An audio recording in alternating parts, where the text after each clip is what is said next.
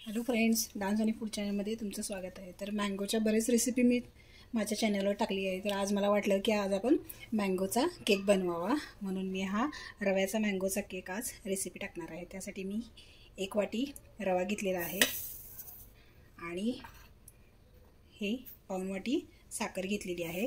आता याला आपण मिक्सरमध्ये फिरवून घेणार आहोत। अशा पद्धतीने मी हा रवा वाटून घेतलेला आहे।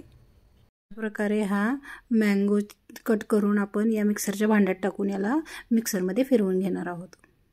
हा मँगोचा पल्प या वाटीमध्ये काढून घेणार आहे।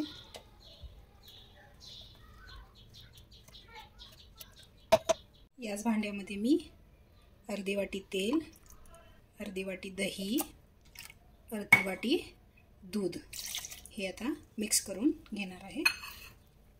आता या भांड्यात तुम्ही बघू शकता हे मी वाटून मिक्सरला फिरवून घेतलेला आहे आणि जो रवा आणि साखर होता तो सुद्धा मी आता यामध्ये टाकून छान याला फिरवून घेते। मी बघू शकता हे बॅटर असं झालेलं आहे। त्याचबरोबर मी 2 चमचे मिल्क पावडर यामध्ये ॲड करून आता याला थोडं मिक्स करून घेते। त्याचबरोबर जो मँगो होता तोही यामध्ये टाकून याला मिक्स करून घेते।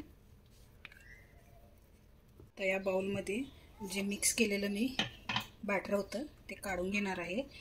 तुम्ही तेलाऐवजी तूप सुद्धा यामध्ये वापरू शकता। तर तुम्ही बघू शकता हे बॅटर आपलं असं झालेलं आहे। आता यामध्ये आपल्याला थोडंसं टेस्ट येण्यासाठी म्हणून मी हे पिंच नमक टाकत आहे, म्हणजे मीठ टाकत आहे। त्याच्यामुळे कसं टेस्ट छान येते। मी OTG फ्री हीट करायला ठेवून दिलेला आहे। तर तुम्ही बघू शकता या केक टिनला आपण तेल ग्रीस करून घेऊया। यामध्ये आता 2 थेंब व्हॅनिला इसेन्स टाकून मिक्स करून घ्यायचं आहे। आता यामध्ये आपल्याला 1 चमचा बेकिंग पावडर टाकायची आहे। त्याचबरोबर अर्ध्या चमच्याला पण थोडीशी कमी आपल्याला यामध्ये बेकिंग सोडा टाकायचा आहे आणि यावरती थोडंसं दूध टाकून या आपल्याला हलक्या हाताने असं मिक्स करून घ्यायचं आहे। तर तुम्ही बघू शकता हे आपलं बॅटर असं हलकं झालेलं आहे आणि आपला OTG सुद्धा फ्री हीट झालेला आहे। तर हा आपला मस्त असा मँगो केकचं बॅटर तयार झालेला आहे आणि हा रव्याचा असल्यामुळे पौष्टिक सुद्धा आहे। आपण मैद्याचा बनवलेला नाही आहे, रव्याचा बनवलेला आहे। तुम्ही बघू शकता याला असे छोटे छोटे बबल्स पण येत आहेत। तर हे बॅटर आपलं तयार झालेलं आहे। तर याला आपण आता केक टिनमध्ये टाकून देऊया।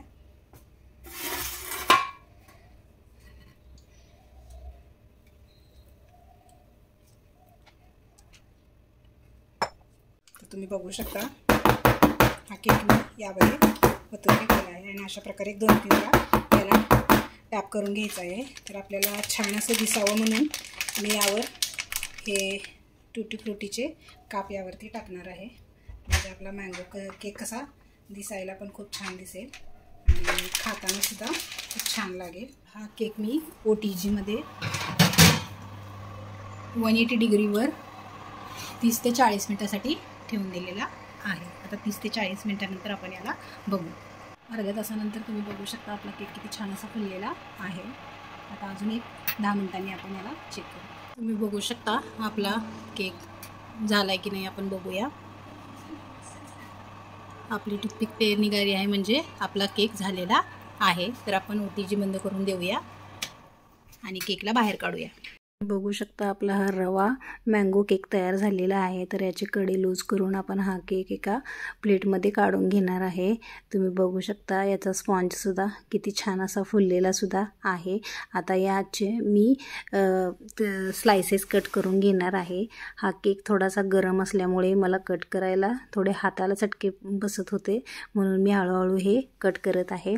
तर तुम्ही बघू शकता हा आपला केक किती मस्त झालेला आहे। तुम्हाला मी एक फोड दाखवते आणि याचा स्पंज सुद्धा तुम्हाला दाखवते। हा रवा केक एवढा छान होतो, मस्त असा होतो। तुम्हाला वाफेवरून कळत असेल की हा गरम आहे। तर हा आपला हेल्दी आणि रव्यापासून बनलेला असल्यामुळे लहान मुलांना तुम्ही टिफिनला सुद्धा हा केक देऊ शकता। त्याचबरोबर चहा बरोबर सुद्धा हा केक तुम्ही हेल्दी खाऊ शकता। तर माझ्या चॅनलवर मी खूप साऱ्या केकच्या रेसिपीज टाकलेल्या आहेत, तर तुम्ही माझ्या चॅनलवर जाऊन बघू शकता। तर तुम्ही बघू शकता हा आपला किती मस्त स्पॉन्जी केक तयार तयार झालेला आहे. तर अशाच रेसिपीजसाठी माझ्या चॅनलला लाईक करा, शेअर करा आणि सबस्क्राईब करायला विसरू नका. थँक्यू.